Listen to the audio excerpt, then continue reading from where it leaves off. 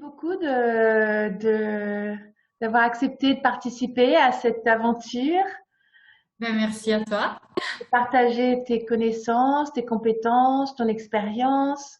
Euh, Tu es donc Serena Zigrano, auteur, co-auteur. T'en as écrit plus d'un de livre ou t'en as... Pour l'instant, j'en ai publié un seul, mais voilà, le deuxième est en cours. Tu accompagnes les femmes vers leur intimité, vers l'essence de qui elles sont, en faisant notamment, en apprenant notamment à faire attention à tout ce qui concerne leur cycle. Est-ce que j'ai bien compris?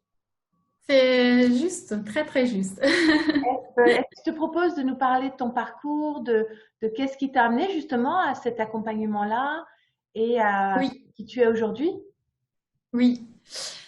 Bah aujourd'hui, voilà, je suis qui tu as dit, je me définis thérapeute holistique en fait, parce que c'est un terme qui me permet de mettre à l'intérieur plein de techniques d'accompagnement différentes. Donc voilà, j'accompagne les femmes vers leur santé avec des solutions naturelles et l'autonomie aussi dans leur santé, ne plus être dépendante d'une autorité médicale extérieure, mais sentir ce qui est juste dans leur propre corps. Et donc, je les accompagne aussi à contacter cette essence féminine authentique au travers de l'enseignement du féminin. Donc, notamment à travers de cercles de femmes, de retraites féminines où nous pouvons toutes ensemble avancer un peu sur ce qu'est le fait d'être femme aujourd'hui, à la fois en lien avec des savoirs ancestraux, mais aussi dans une vie très moderne. Et donc voilà, c'est ça qui me passionne. Mon parcours qui m'a amené là, c'est comme pour beaucoup d'entrepreneurs, en fait, un parcours assez éclectique, parce que j'ai commencé comme ingénieur en télécommunications. Donc j'ai travaillé 10 ans en entreprise en tant qu'ingénieur et c'est vrai que j'aimais beaucoup ce que je faisais. C'est une période aussi qui m'a permis d'acquérir des compétences importantes. Mais quand j'ai commencé à avoir mes enfants, j'en ai 3, donc les 2 premiers, je les ai eus quand j'étais encore ingénieure. Je me suis vite rendu compte que c'était un métier qui m'imposait un rythme qui n'était pas le mien. Je me devais d'être performante de la même façon, d'une façon très linéaire tout au long du mois et de l'année. Et c'est vraiment avec mes grossesses que mon corps m'a fait prendre conscience que ce rythme n'était pas le mien. Et j'ai commencé à me former à des techniques de bien-être, des médecines non conventionnelles. Et en 2010, j'ai décidé de quitter le monde de l'entreprise. Et en 2011, je me suis lancée à créer Arbre de Lune, c'est le nom de mon activité, et qui me permet aujourd'hui d'accompagner d'autres femmes et donc voilà, de faire passer ce message qu'en tant que femme, nous avons des besoins physiologiques et émotionnels qui sont un peu différents de ce qu'on nous impose dans la société, et que c'est très important d'en prendre compte pour être vraiment au plein de notre forme et de nos capacités créatrices, en fait. Oui. Et, Voilà. et donc, pour toi, la solution qui te permettait de respecter ton rythme et de créer ce que toi tu veux créer en compagnie de tes enfants, de ton mari, de tous ceux qui t'accompagnent et qui t'accompagnent, c'était de créer une entreprise euh, autonome. Oui, en fait, moi, je suis en profession libérale. Ouais. J'avais vraiment envie de liberté. C'est vraiment ça. Mmh. C'était mon besoin, la liberté d'organiser mon temps, de choisir mes propres priorités, de choisir ce que j'avais envie de faire ou pas faire, combien j'allais travailler ou pas.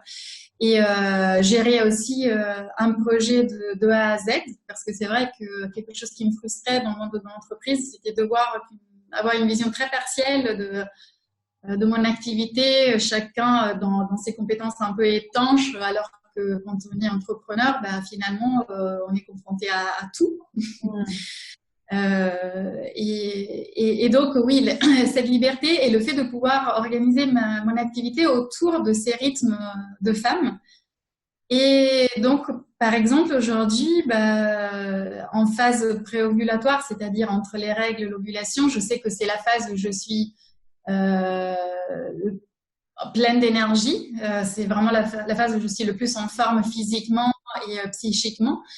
Mon énergie, ma concentration aussi sont beaucoup plus importantes. Donc, c'est là où je vais imaginer un nouveau projet, planifier, éventuellement gérer ma compta. Voilà, tout ce qui me demande vraiment beaucoup de concentration, je vais plutôt le mettre dans cette phase-là. Alors que, par exemple, quand je m'approche des règles, que mon énergie diminue, je sais que je suis plus d'humeur créateur, rêveur, j'ai plus envie de... Oui, donc je vais plutôt imaginer par exemple voilà le contenu de la prochaine retraite, mais plutôt que d'aller vraiment tout analyser. Et ça, c'est vraiment en étant à mon compte, à mon rythme que je peux me l'accorder en fait. Oui. Est-ce que tu as observé que chaque femme a un rythme différent? Oui et non, dans le sens où forcément nous avons quelque chose de similaire toutes, du moment où nous sommes dans un cycle naturel. Bien évidemment, quand soit il n'y a plus de cycle, soit le cycle est estompé par les hormones de synthèse, forcément les choses changent. Mais quelqu'un qui a son cycle naturel, nous sommes finalement un peu soumises, entre guillemets, aux mêmes influences. Après, bien évidemment, ce qui change, c'est par exemple la durée, c'est le vécu de ce cycle, parce que bien évidemment, quelqu'un qui a beaucoup d'entrain, beaucoup d'énergie de base, aura moins des phases de baisse d'énergie, elle les vivra différemment que quelqu'un qui a plutôt une petite énergie tout le temps et donc elle a besoin de se ménager.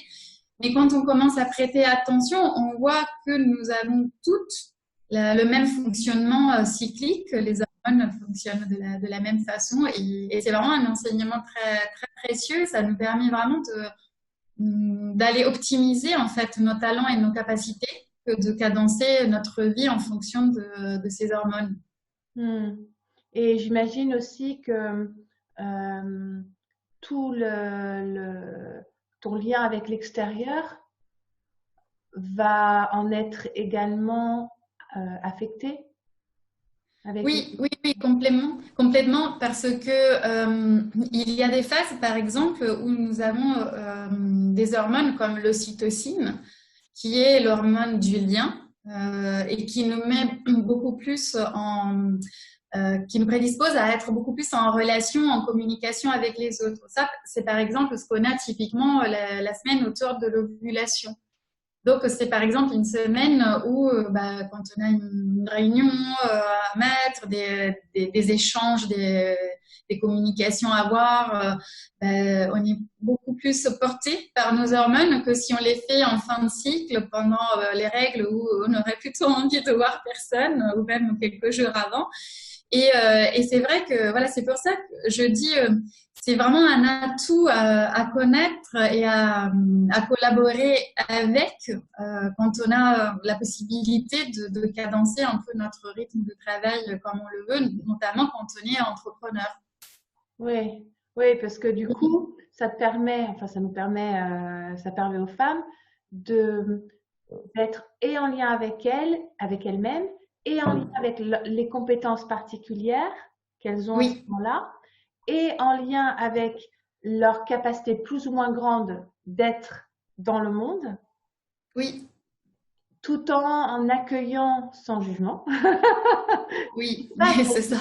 parce que c'est vrai que ce que j'entends souvent, c'est ah là là, et moi la première, hein, ah là là, l'envie d'être performant tout le temps, parce que c'est une injonction masculine Et quand oui, bien sûr.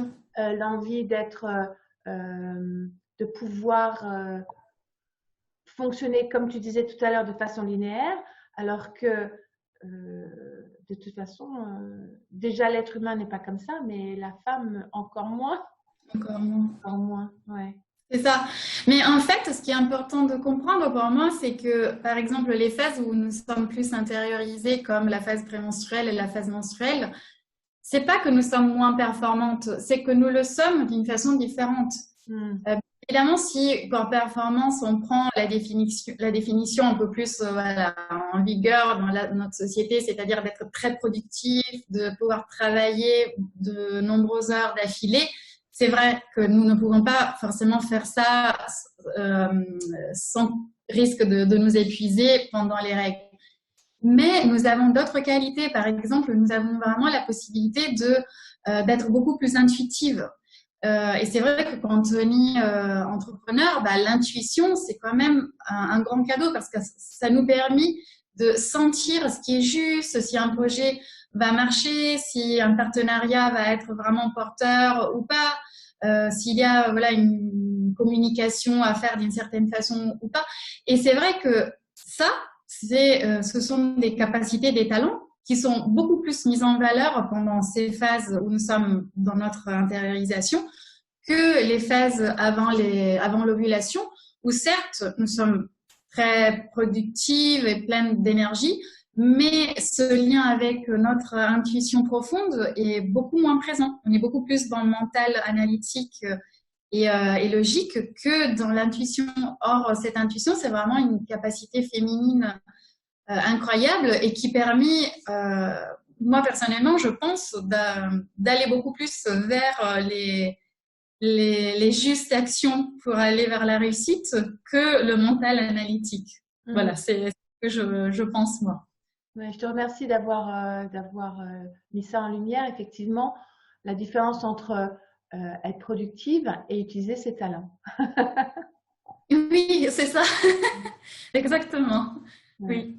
Oui, c'est important ça, parce que c'est vrai que, comme je disais, que le mot que j'avais utilisé tout à l'heure, l'injonction de production, c'est contre-productif en réalité, parce qu'on nous demande de ne pas être à notre juste place. Et ce que toi tu proposes, c'est de nous accompagner en tant que femmes, d'accompagner les femmes en général et certaines en particulier sur la route de la connaissance de leur propre cycle, justement pour être en lien avec leur talent. C'est ça. Au moment juste. Ouais. Et du coup, dans ce processus, c'est quoi pour toi avoir du succès en tant qu'entrepreneur, en tant que femme? J'ai réfléchi à cette question.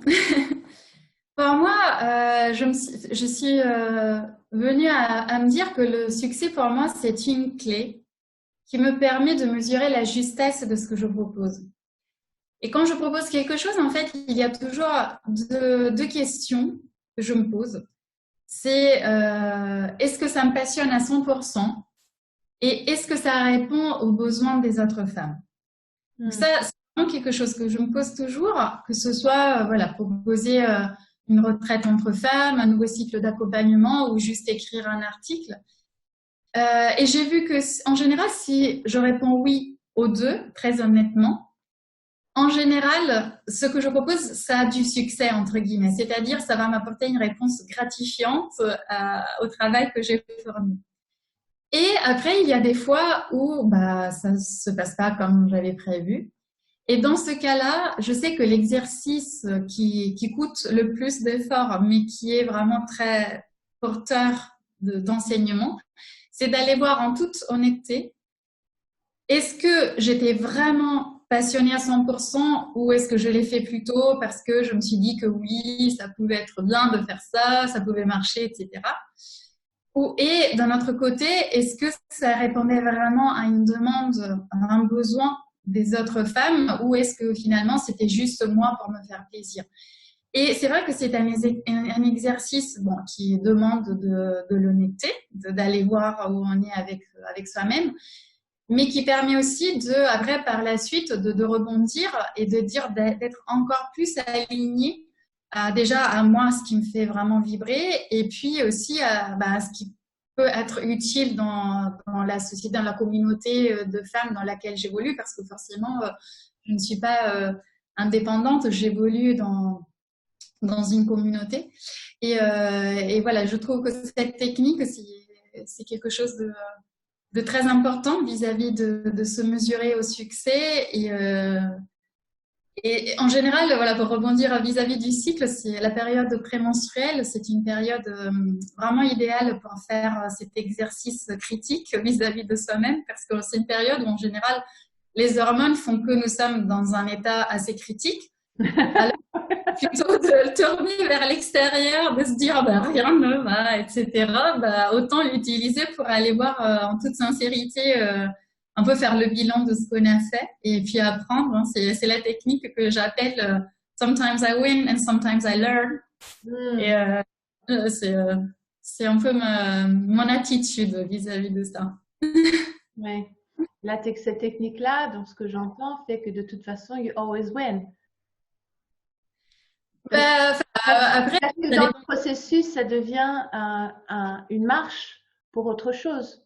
Oui, oui, dans le sens où pour moi, ce travail, très clairement, c'est quelque chose qui fait partie de moi. C'est-à-dire mon travail, c'est moi. C'est pas justement, c'est aussi la différence que je vois par rapport à avant où j'allais travailler dans une entreprise où forcément, oui, voilà, on était dans ce travail de communauté, encore une fois, on faisait des choses pour tout le monde, mais il y avait une partie de moi qui était mon travail. Là, aujourd'hui, mon travail et moi, c'est fusionnel, en fait. C'est quelque chose, je propose qui je suis et je chemine avec. Et donc, forcément, même si c'est pas toujours gagnant sur le plan financier, par exemple, bah, c'est gagnant sur le plan de mon évolution de personne et d'accompagnante. Donc, oui.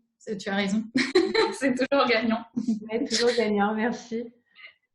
Et dans ton quotidien, justement, de cycle, quelles sont les routines, là où les routines que tu utilises pour prendre soin de toi profondément?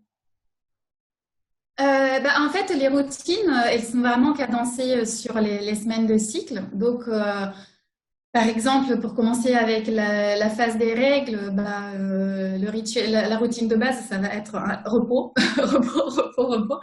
Autant que je peux, je m'accorde des moments pour me poser.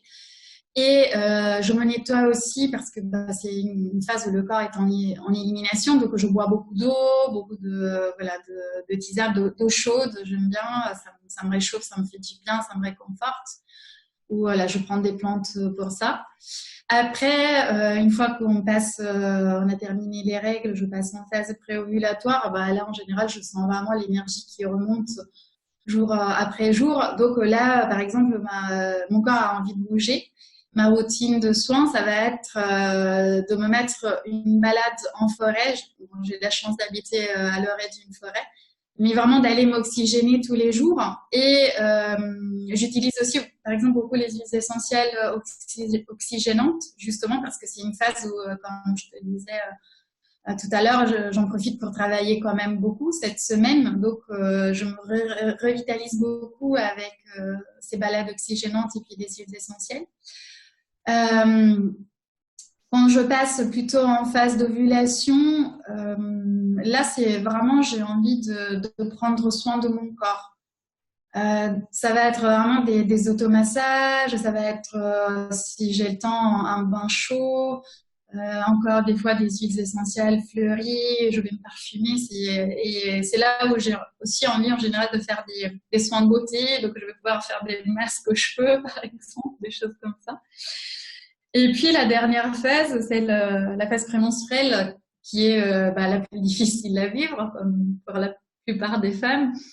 Là, en général, je mets encore plus l'accent sur mon alimentation, sur des compléments aussi. Je soigne vraiment l'alimentation. Je mets encore plus de légumes verts, par exemple, parce que je sais que si je fais pas attention vite, les symptômes peuvent être un peu plus embêtants. Et donc voilà, c'est vraiment des routines cadencées semaine par semaine. Et d'ailleurs, dans le petit cadeau qu'on offre aux participantes du sommet, c'est justement ça que j'ai proposé. Ce sont des routines semaine par semaine en fonction des phases du cycle. Ah, quel joli cadeau, oui. Toutes en ont besoin, je pense. Oui, oui, oui, oui. Et puis, déjà, tu vois, ce que je trouve précieux dans ton partage, c'est l'autorisation. C'est l'autorisation donnée, tu vois, ça me touche beaucoup. Oui, L'autorisation donnée, euh, pardon, aux femmes d'accueillir là où elles en sont, quoi, tu vois. oui. J'ai une fille qui a 20 ans Mm. et qui est en train justement de traverser ça, de traverser de, ok, dans quelle mesure je me connais et dans quelle mesure je m'autorise à me poser et à rien faire. Et ça a été très long pour moi, ça, ce processus-là, juste de m'allonger ou de m'asseoir avec ma tasse de thé, sans Oui. rien, sans aucune injonction extérieure ni intérieure. Je m'occupe pas du Mm. linge, je m'occupe pas de, de, de, de, enfin, je ne m'occupe de rien, sauf d'être présente à moi-même. Et ça, c'est quelque chose, je pense, qui est tellement, euh, qui fait tellement peu partie de notre culture que Oui. cette autorisation que tu verbalises et que tu mets en plus en rythme, et je pense un grand, grand cadeau déjà. Mm. Ouais, je te remercie. Mais moi aussi, hein, ça a été, c'est encore hein, tout un chemin de faire avec les éventuelles culpabilités, parce que moi, j'ai toujours vu les femmes de ma famille ne s'arrêter jamais. Ma mère dire je ne sais pas m'asseoir, je me sens coupable si je m'arrête. Donc forcément, c'est vraiment engrammé dans nos cellules à nous toutes qu'il faut travailler, travailler, travailler. Mais voilà, pour reprendre quelque chose que nous avons dit il y a quelques minutes, pour moi, l'idée, c'est vraiment d'arriver à comprendre que nous travaillons aussi, mais autrement. Le fait de s'accorder ces moments de repos, moi personnellement, je sais que c'est dans les moments de repos que je suis vraiment le plus créative, que je vais avoir l'idée d'une prochaine retraite, des cercles de femmes pour l'année prochaine, d'un programme en ligne. Là, cette année, je suis en train de travailler sur 2 programmes en ligne. Et c'est vrai que c'est vraiment dans les moments où je m'arrête, je me pose, que j'ai vraiment des messages qui descendent comme ça. Mais ah oui, c'est vrai, je dois faire ci et puis faire ça. Donc, c'est pas parce qu'on fait pas vraiment dans le faire de l'action qu'on ne travaille pas. Ouais, idem, moi c'est dans mon bain, je mets toujours mon téléphone à côté, parce que j'ai toujours des idées dans le bain. Oui, Et, et c'est ça, si j'ai pas quelque chose pour le noter, je sors du bain et j'ai oublié. c'est ça, exactement. Ouais, ouais, ouais, ouais, je vis ça aussi. Ouais, merci. Et, euh, et est-ce que tu as un rituel? Tu vois, là, il y a tes routines, mais est-ce que pour toi, tout est ritualisé avec quelque chose de sacré à chaque fois? Ou est-ce que, euh, bien que j'ai le sentiment que de toute façon, tu intègres ton sacré dans ta routine, dans ce que je perçois, mais des moments plus uniques peut-être? Je sais. Oui, oui, oui, oui, c'est vrai que j'entends ce que tu dis et voilà, nous en avions parlé quand tu m'avais présenté ce sommet, cette différence entre rituel et routine, ce qui est très important pour moi aussi à transmettre aux femmes parce que des fois on peut se sentir un peu dépassé par cette dimension du rituel alors que la routine quotidienne est un soin à soi-même sans qu'il y ait forcément derrière euh, voilà cette plus grande ouverture. Personnellement, alors que ces routines vont être quotidiennes, l'espace du rituel va être quand je sens vraiment un appel, quelque chose en moi, un besoin. En général, souvent, voilà, je t'avoue que c'est pendant la période des règles parce que c'est là où je m'accorde le plus de repos et que donc il y a cet espace de disponibilité qui s'ouvre. Dans ce cas-là, pour moi, ça va être vraiment la conscience avec laquelle je vais faire les choses. Je vais me mettre dans ma pièce, je vais allumer une bougie, me faire par exemple une tisane, mais que je vais prendre vraiment en conscience, avec gratitude pour les plantes qui viennent me faire du bien. Je peux soit méditer, soit tirer des cartes d'un jeu d'oracle. J'aime beaucoup travailler avec les oracles. Je peux me faire un auto-soin ou du yoga ou danser. En ce moment, je participe à une nouvelle formation de danse libératrice. Donc voilà, je vais pouvoir faire des mouvements de danse libératrice. Mais c'est voilà, pour moi la différence entre rituel et routine, c'est vraiment voilà cet espace-temps de conscience que j'ouvre qui va vraiment me permettre d'accéder à autre chose. Et c'est vrai que, comme tu dis, c'est à ce moment-là que je sens, que je perçois vraiment cette reliance au divin, au sacré, bah, que même si elle est présente, mais c'est vrai qu'on peut en avoir moins conscience quand on fait une routine. Cette routine qui permet de rester en lien et, et ce rituel qui permet peut-être de se connecter encore plus en lien. C'est ça, oui, oui, oui, oui, exactement. Ouais, ouais, c'est ça. Merci, merci. Dis-moi, quel est dans ton parcours et dans là où tu en es aujourd'hui, quel serait un de tes super pouvoirs, super magie que tu mets au service de qui tu es, de ta famille, de celle que tu accompagnes? En fait, il y a deux choses qui me viennent à l'esprit hein, comme super pouvoir. Le premier, c'est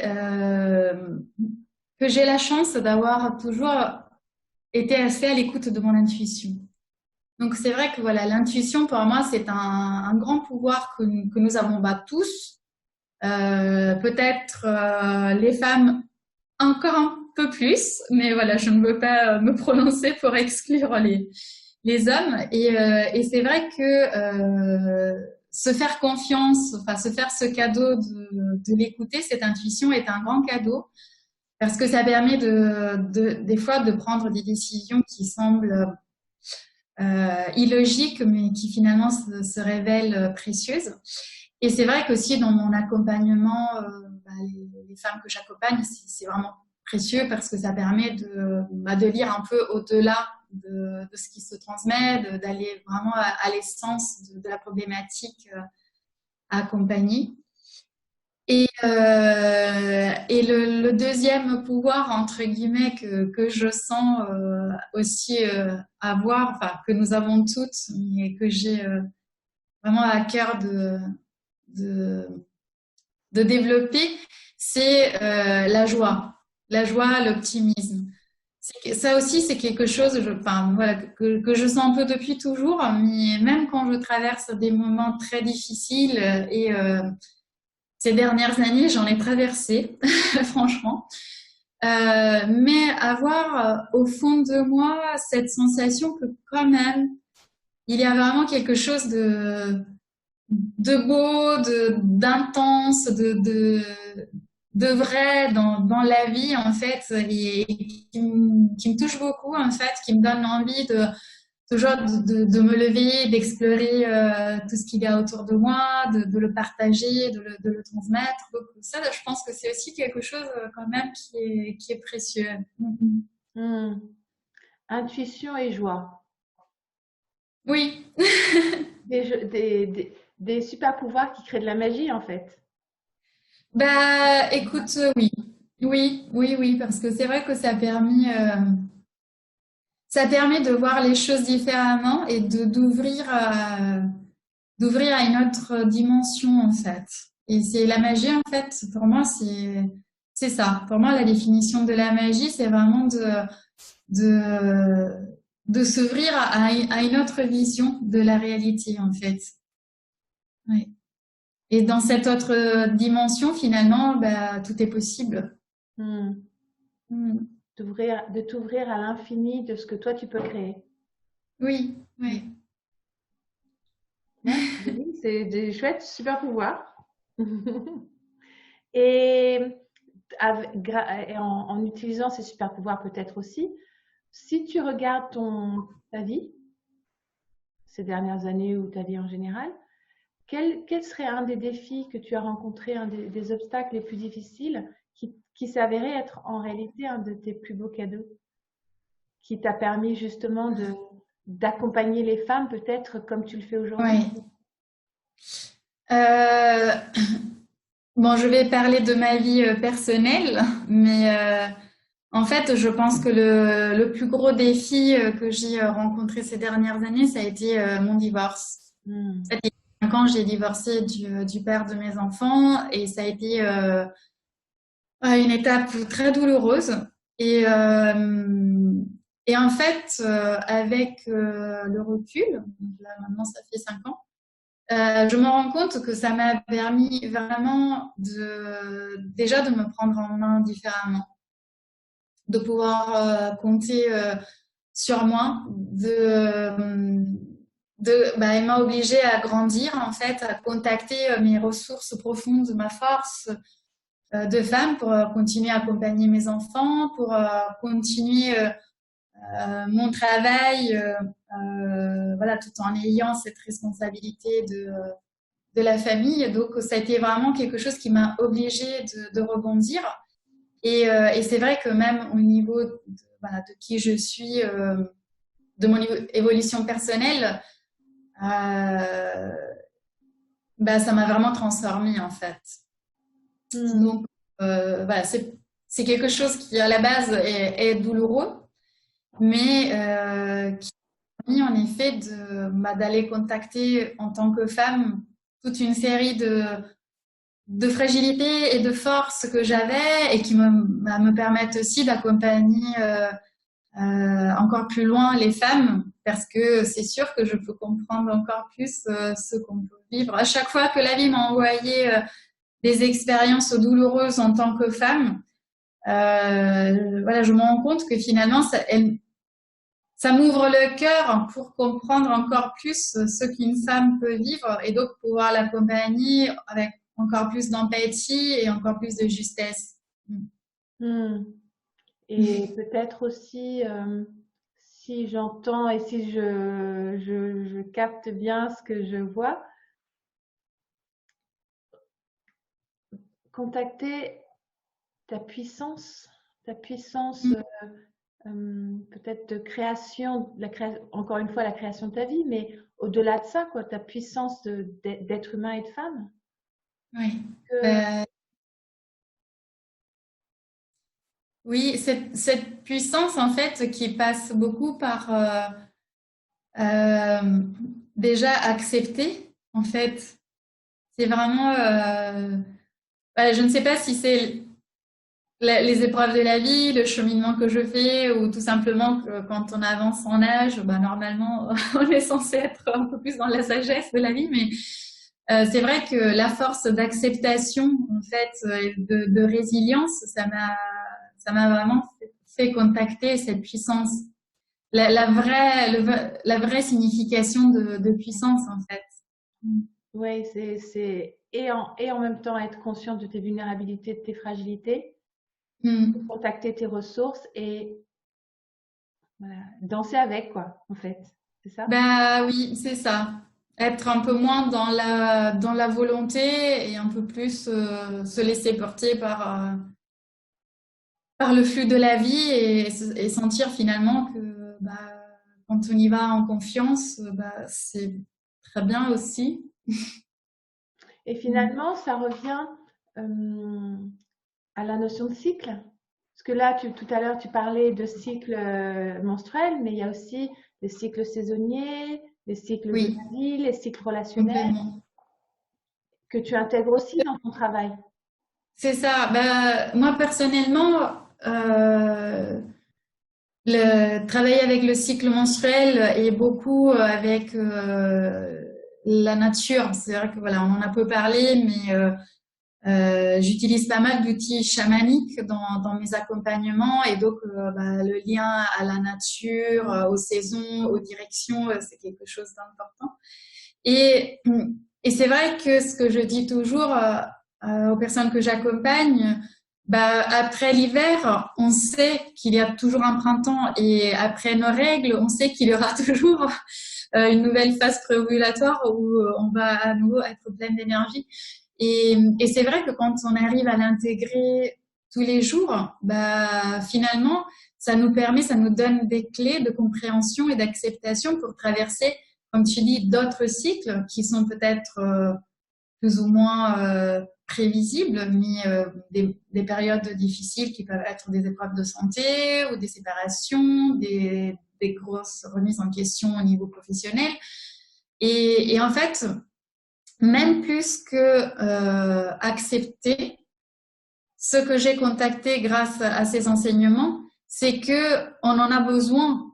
C'est pas que ça nous tombe dessus, il faut les accepter. C'est que non, on en a besoin de ces moments un peu plus down, parce que finalement, c'est là où nous allons nous régénérer. C'est là où la nature, pendant l'hiver, elle va couver la sève en profondeur pour qu'elle puisse à nouveau repartir. Et c'est dans les périodes de repos, d'interruption, que finalement nous régénérons quelque chose en nous et nous trouvons les ressources pour rebondir. Et ça, c'est vrai que c'est quelque chose, même au niveau professionnel, à chaque fois que je l'ai contacté. Alors, bien évidemment, quand on est dedans, c'est pas simple parce qu'on se dit, mais pourquoi, qu'est-ce qui se passe, etc. Mais en fait, ce sont vraiment des moments de pause qui sont nécessaires.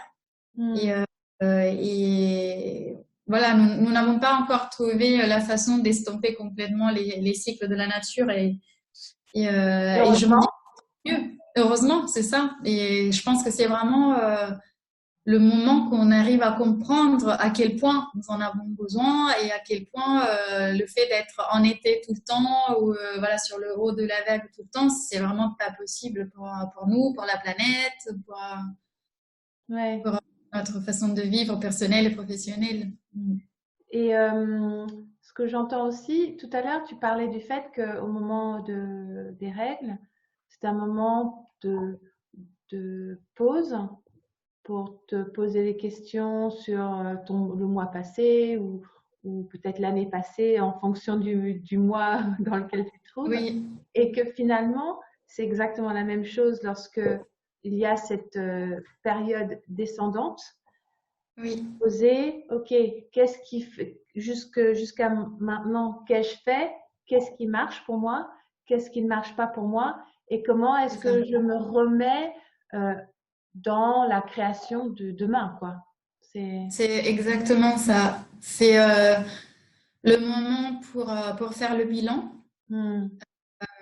Et une fois qu'on a fait le bilan, on décide ce qui doit être maintenu et ce qui n'a plus lieu d'être, ce qui crée un vide. Et en fait, ce vide qui peut par moments faire peur, mais en réalité, c'est ce vide qui est le juste réceptacle pour les nouvelles intentions à venir. Donc, on ne peut pas remplir une coupe si on ne la vide pas avant. Donc, c'est vrai que ces moments un peu de descente sont ce qui nous permet justement d'aller vider la coupe de ce qui n'a plus lieu d'être, ce qui nous apporte plus, ce qui nous nourrit plus. Et pour pouvoir à nouveau la remplir de nouvelles intentions pour le prochain cycle. Et ça, c'est vrai que ce soit pour le cycle menstruel, pour le cycle de l'année ou pour les grands cycles de vie. Ouais. Ouais, merci. C'est important de s'en souvenir parce que c'est vrai que de toute façon, ces cycles, on est tous soumis, on les vit dans la journée, dans le mois, dans l'année, dans la vie. Et d'avoir des outils pour identifier à quelle période du cycle on se trouve et les clés pour le vivre au mieux. Oui. Ça permet d'accueillir en chantant les moments où ça va et, et de prendre une eau chaude ou prendre un bain avec un bon petit crayon et une détente quand ça va un peu moins, quoi. Ouais. Exact, c'est ça, oui. Dis-moi, Serena, lorsque on arrive à la fin de cet échange que j'ai énormément apprécié, je te remercie. Merci. Qu'est-ce que tu aurais envie de dire aux femmes qui écoutent pour terminer? Euh, la première chose pour moi à mettre en place, c'est vraiment de s'observer, de s'écouter. Dans cette optique de pouvoir cheminer avec ses propres talents et vraiment faire trésor de ces cycles que nous avons. Vraiment, la première chose, c'est d'aller écouter, observer, comprendre, se connaître. C'est vraiment, pour moi, la première base d'une grande sagesse, parce que quand on se connaît, après, déjà, voilà, on relativise beaucoup, on culpabilise plus, on arrive à comprendre quelles sont nos fragilités dont on a besoin de prendre soin, et puis quels sont nos points de force. Et on veut être véritablement authentique. Et quand on est dans cette authenticité et dans cette connaissance, en fait, on apprend, enfin, on sait aussi comment l'exprimer à notre entourage. Et donc, on peut aussi voilà, ajuster notre vie en conséquence. Après, une fois qu'on a appris à se connaître, bah, voilà ce que je peux souhaiter à tout le monde, c'est de faire le pas, d'oser rythmer bah, sa propre vie sur ses connaissances que vous aurez tirées pour être vraiment dans le plus grand respect de son essence unique, de sa cyclicité, de ses rythmes. Et, et c'est vrai que c'est ce qui change tout dans le vécu quotidien parce que finalement, bah, il n'y a plus rien à faire à contre-courant, il n'y a plus de notion d'effort parce qu'on peut faire chaque chose quand notre corps et quand les énergies de la nature nous prédisposent à faire ça. Et donc, bah, ça devient, voilà, ça devient magique, ça devient fluide, simple.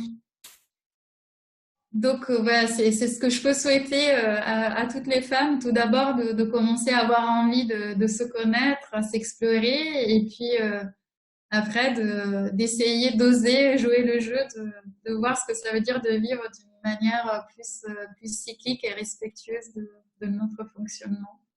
Et trouver les clés magiques pour chacune, en fait. C'est ça. C'est ça. Bah, écoute, je te remercie infiniment, Serena. Et Ben, merci à toi, Joël. il y a toutes les infos pour ton site, pour tes ateliers, pour ton livre Oui. qui sont là. Donc, allez voir la magie de Serena. Avec grand plaisir pour vous accompagner, pour vous recevoir dans mes retraites ressourçantes. Avec grand plaisir. Merci énormément, Joël. Merci à toi. Au revoir. Merci. Au revoir.